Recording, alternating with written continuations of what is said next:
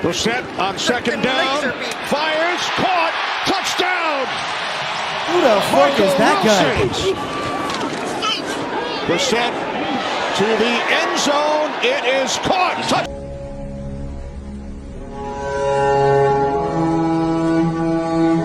And these guys just flapping gums at each other any chance they get. The fight clock is brought to you by Modelo.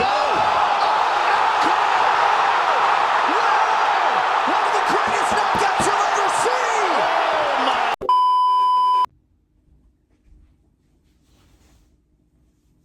Welcome back, you beautiful people. It is time for the overall recap to see where everything is, where we stand now heading into the playoffs. Unfortunately, this is going to be our last video before our big finale for the big trophy. I know it's sad. I know y'all are obviously crying, shedding tears over that news, but it doesn't matter because we have something special in store for you. Of course, what we saw last year was Evan ended up winning the entire thing, that little fucker. And who got the banana trophy, which arguably is more important, is Caleb. Cough those back up. I need them back. Doesn't matter though. The big thing that matters though is where do we stand now that the playoffs are set? Looking back at week 13 and week 14, how did everything go to be where we are now? If we look back at week 13, of course, as we know, this entire season has been a very tight race. There's people that were basically guaranteed to be out, Luke and Julia, to no one's surprise. You know, someone that doesn't check their team maybe like 3 times a year versus someone that checks their team every week and still sucks. Certified non-ball knower, you know, my colleague.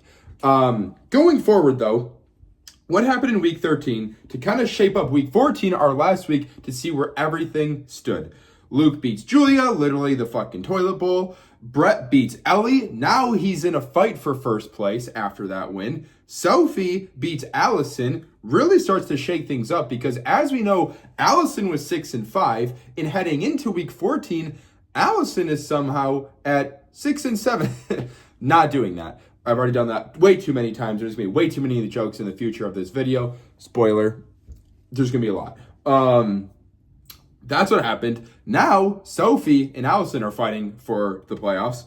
Caleb beats Evan in that, game of the week as it would have been. Caleb now fights Brett going into week 14 for the number 1 seed. Evan falls, but still guaranteed to make the playoffs. And then Tony falls to Tiffany. Worst performance, Ellie. That's the first time. Nope, sorry. Alec. Oh God, my camera fell. I don't even care. Guess why? Because it was Alec. Oh my God, I'm not even gonna cut that. Yeah, Alec, dude. worst performance again. It's almost like it's just completely routine by this point that you're just literally choking your playoff chances away. Because I kind of forgot about that other game. Yeah, Caroline beats Alec. Now Alec is into scared of the playoffs. Caroline is guaranteed to make the playoffs, not the number 1 seed. Or I guess I think at this point was fighting for it if she won in week 14, and who cares? Heading into week 14 though, this is where the entire league shook up to this point and where we are going in the playoffs. I cannot stress this enough. You all know it pretty much in every single video that I've made up to this point. This season has lived up to the hype. Of course, there was already about 3 to 4 teams that were kind of guaranteed in. There were a few teams that were pretty much guaranteed out. Luke, remember when I said in week 5 or something that Luke was gonna be in the final 4? Yeah, that was awful. I know I'd already kind of made that joke before, but Team Caleb. I just needed to say it again because that was just the worst take known to mankind. Luke sucks at fantasy football. But week 14 was peak. The reason why I say that is Brett and Caleb both fought against each other. And of course, from the preview of this, we all know that Brett wins. And so Brett's guaranteed the 1 seed, basically, is what I'm trying to say. The reason why, though, that he might not have been guaranteed that 1 seed at the same time is Caroline wasn't obviously facing either of them. She could jump to that 10-4. If she outscores Brett points overall the entire season, well, then she's the number 1 seed. So there's almost a 3-way fight for just the 1 seed alone. Evan's stuck in that 3 to 4 seed tier. 5 people are fighting for the playoffs. The 5 and 6 seed. We had Allison, we had Tony, we had Ellie, we had Tiffany, and we had Alec. Holy shit. I kind of forgot he existed. Kalamazoo. 5 people. So here's what happened. As I had kind of already said, Allison was 6-5, falls to 6-7, and now she needs to absolutely win to get in the playoffs. Alex started 6-3. I made the bold prediction he would be in the top 4. To be honest with you, I still thought that was going to be true the entire time, even though I hate him. Then he all of a sudden falls to 7-6. Tony is kind of chilling in that middle pack. What's going to happen? Ellie, by this point, had pretty much guaranteed herself playoffs. She wasn't guaranteed in. It was the whole points for thing. She was almost in. And Tiffany was battling. She was 6-7. Allison was 6-7. There's too many 6 and 7s. But doesn't matter, though. 5 people fighting. But, of course, there was only a few Game of the Weeks this week. I'm not going to say scores or anything. I think the Game of the Week going in was going to be Brett and Caleb. That ended up being a fucking blowout. Worst Game of the Week. Brett mollywopped you. But I guess overall Game of the Week, you know, I'm just going to say Allison and Tony. Wasn't a close match, but I'm going to say Game of the Week because this was really a big game that kind of really showed who would be in and who would be out. And because of that result, we'll kind of see what happened going in. The reason why I say that is we set up an entire villa, camp, whatever you want to call it. I brought all the people in here to the great city of Indianapolis. And wow, we are going to see a house war, Big Brother, Survivor, whatever you want to call it style. They're all rolling up to the crib here pretty soon. And when they get here, I have someone that was already eliminated from the playoffs with me. And without further ado, people, let's see who's in and who's out. Welcome to the playoffs Survivor style.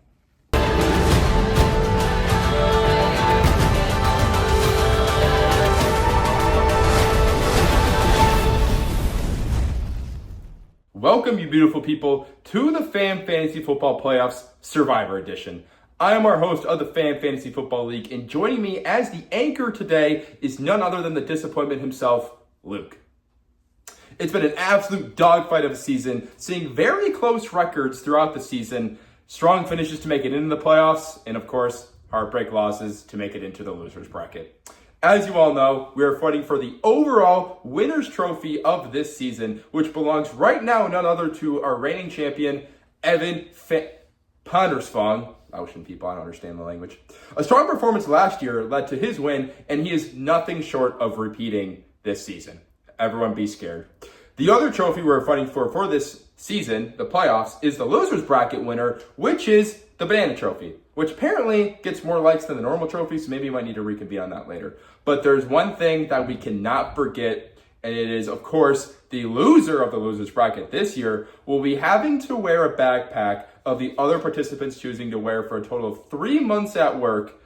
And I invited everyone here to see how this all goes down. And without further ado, people, let's see where everyone ended up heading into the playoffs this year. First to show up to the camp is none other than Brett, our number 1 seed for the 2nd year in a row. It's quite impressive to secure yourself the number 1 seed 2 years in a row, and it looks like he's carrying a frying pan. Let's see what he's cooking. And nothing. He's cooking nothing. Very similar to what he cooked up in the playoffs last year. Luke? If you really look at Brett and his schedule, he really came out of nowhere. You know, he's stuck in the middle of the pack the entire season, being 6-4 through week 10, and then all of a sudden jumped into a 5-game winning streak and now secured himself the number 1 seed at 10-4. You know, looking at his team, he only really has like one big true star, that being Devon Achane, as Brian Thomas being disappointing this entire season. I'm really excited to see if Brett truly is a top dog in this league or if he has had just a favorable schedule with some favorable matchups, you know. That being said, locking number 1 seed is no easy feat as it was a close battle all season, and I truly cannot wait to see what this team does in the playoffs given his incredible hot streak that he's been on. And here comes Caroline taking the 2nd bye week in the playoffs, putting on safety glasses? Yeah, I'd use eye protection too if I had to see her cupcake of a schedule leading to her where she is now. Oh my, and now she has a buzzsaw. I guess after what we saw last year with her falling off after starting 7-0, she's not taking any chances. You know, this year Caroline secures herself the bye week with an impressive 10-4 record, tied with Brett, but less points for. She has remained at the top of the entire season, and you, Mr. Host, even predicted that she would be here in the Final Four. You know, I think Lamar Jackson and Bijan are really just great assets to make a Final Four team and just a really championship caliber team as it is. Devontae Adams seemingly hasn't slowed down being a touchdown machine, especially really in that red zone where he gets a lot of those targets. And I would not really want to see her in the playoffs. You know, I'm glad I'm in the losers bracket, not in the winners. I wouldn't want to see, well, I'm not really glad. But you get my point, right? And, given that she is on a monumental 4-game winning streak, almost close to Brett, I would not want to face this team.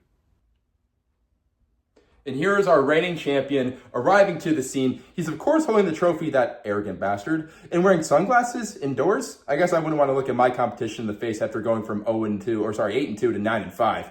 Oh, if you take a closer look at his hoodie, he's wearing a big L, probably suiting up for that big L he's going to take in the wild card round. Well, if it isn't the little fucker himself, as you call him, host, strutting his stuff, and as he absolutely should. You know, looking at it from the first 5 weeks, Evan was undefeated, and with no one seemingly going to stop him at all. I mean, he jumped to 8-2 by week 10, but the key thing, though, is that he had a huge fall-off to finishing the season at 9-5. You know, that's big to look at because, as you know, his team's led by Puka Nacua and Jonathan Taylor, and this team was a fright to go against and is always a fright to go against. But now the tide may have shifted, given that the Colts' offense really has fallen apart just, you know, the last few weeks. I really think the difference here between a win and a loss could just be the running backs. Still, though, as someone who has faced him, I would fear Evan's team the most, and I mean the most, out of anyone in the league, as his ceiling is always super high above. And, you know, with that being said, though, here comes our number 4 seed. Yes, Caleb is entering the scene at the 4 seed. You know, Luke, they call him the Hunchback of Notre Dame, not only because of his squat form at the gym, but also because he never got a pick-me-up from that horrible loss against Brett to seal his number 4 seed, completely missing the bye week. Yeah, it's really been quite a shame that he had to face Brett in the last week, as the winner gets the number 1 seed and the loser got the 4 seed host. You know, Caleb fell short, but that doesn't mean that his season wasn't impressive, to say the least. He stuck around the top of the entire season, led by James Cook and Christian McCaffrey, both being touchdown machines, and Christian McCaffrey being the number 1 fantasy player overall through the season. You know, you might think that, you know, CMC maybe wasn't the move, but man, has it paid off for him, unlike someone else last season.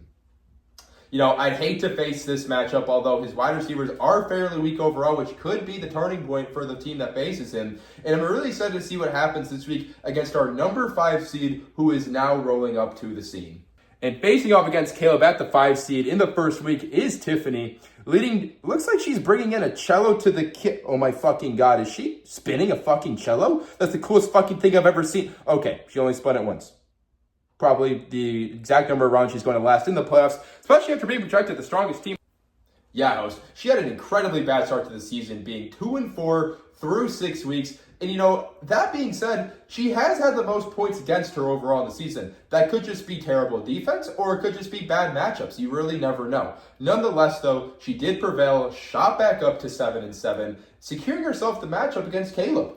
And you never know what you're going to get out of Bucky Irving and Jamar Chase, you know, but Trey McBride is an absolute stud, especially in that pass-heavy offense. I expect this matchup to be an absolute shootout with game of the week potential here in the first round of the playoffs. And making it to our 6th seed and facing off against Evan is Ellie. Looks like she's holding her cat Leo, or Ollie, who even cares, you know. This makes a lot of sense considering she's been a pussy all season and avoided competition by being in North Carolina and Europe for most of the season. You know, as you saw, Ellie going into week 14 was one of those teams that I expected to make it, and she did. Finishing at 7-7, she fluctuated the entire season, you know, kind of staying with the winning streaks and the losing streaks. But what's interesting to note is that she had only faced Evan once this entire season and absolutely demolished him by 46. Now that they're playing each other, I wouldn't count her out. Jahmyr Gibbs and Jackson Smith-Njigba really have potential to just shatter everyone given every single week. And they really have been on a tear lately. And I, too, would not want to see her in round 1. If I was Evan, I'd be scared. But if I was Ellie, I'd be scared of Evan, too. I expect this to be a strong matchup for Ellie in this one. Now to the losers bracket, host. And as Luke said, here's the loser's bracket with our top seed being Tony. Is he holding condoms? Yes, it appears he is, and quite the smart move. I certainly wouldn't want to breed with anyone that can't make it past to the winner's bracket. Oh, and taking a deeper look, looks like they're Trojan. Yeah, that's a tough look. Can't make it to the winner's bracket and can't even use magnums. You couldn't have said it any better, host. Our number 7 seed overall, the number 1 seed in the loser's bracket, Tony. He really kept to himself during the draft, speaking a total of 7 words. And, he was really determined and focused, but ultimately, that just didn't matter because he wound up here. Well, you obviously don't want to lose in this bracket, but I think Tony presents himself as a strong competition against anyone. Josh Allen is nightmare fuel. Nico Collins has been in an absolute tear these past 2 weeks, and really, I think this could be coming down to how his running backs perform. But I do see some great matchups here in the first week, and I expect great performances as the strong suitor going to the loser's bracket. But facing off against Tony first is Alec. Hey, host, where exactly is Alec? Great question, Luke. I actually sent Alec to the Upper Peninsula in Michigan, telling him the camp was there and reached by kayak, that dumbass. Well, it looks like he's sailing to a random island, similar to how this playoff chances sailed away after choking a season from 6-3 to 7-7. Well, as you just alluded to, Alec had a sad end to his season, just falling out. He started so strong, but I still think that he has potential for the Banana Trophy. Stafford has been great all year. Josh Jacobs is a touchdown machine, but the bottleneck of his team really comes from his receivers. He's been destroyed with injuries this season. He started 6-3 and is now 7-7. But now I think if Devontae Smith and or Jalen Waddle have solid performances, he can get past Tony in week 1. Now let's see who comes next, host. And at the 9th seed is Sophie, really showing out the weights. It looks like she's holding a 20-pound dumbbell. That number is pretty close to how many losses she has these past 2 seasons. I wonder what she's singing. Looks like Shake It Off, which is probably what she's going to need to do after missing 2 winners brackets in a row and ensure she doesn't get the backpack.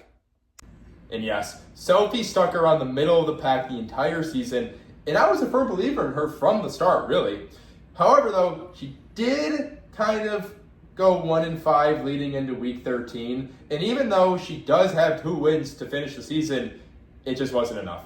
Amon-Ra and Rashee Rice are her best pieces here, and either of them can hit you with 25-plus point performances on any given week. But the thing that she, needs to have a strong backing from is Chase Brown and Tony Pollard to really help with the anchor down low. And of course, to get a chance to win, she needs everyone to perform, of course. So she's been a boomer bust all season, but, really let's see what happens this week against her opponent at the number 10 seed is Allison. It appears she's dressing as some form of firefighter, probably trying to put it out that absolute dumpster fire of a season that she had. Oh, wait, maybe construction fit with a hard hat? I don't know why she needs a hard hat. She clearly doesn't even have a brand to protect. Yeah, host. I feel so bad for Allison, I can't lie. She took Christian McCaffrey last year, and it screwed her over. And this year, Saquon and the Eagles are also screwing her over. Maybe next year, she'll have some luck on her side. You never know. But, of course, she started 0-3 this season, and she climbed her way back up, being at 6-5 at one point, but ultimately ended her season 0-3, 6-8 to finish out, getting her the 10 seed, completely getting just out of the playoffs, of course. And I still believe in Saquon to do good at any point. Getting Joe Burrow back has also been great, but of course Pickens has been a dog all season. But really, I just think the thing that she needs really is Saquon. So that is, I think, is going to be the biggest thing to look at going into her matchup against Sophie. And of course, I expect this to be a close matchup in this one. And entering the camp next is you, Luke.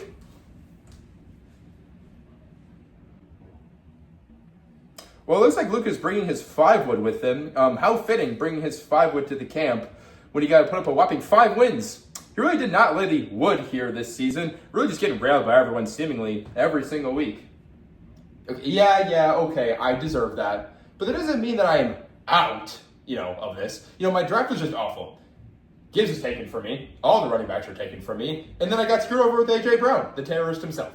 So I will take accountability that I could have used the waiver wire. I maybe could have drafted better given what had happened to me. But of course, I had a plan going through. All right, Luke, that's enough bitching from you.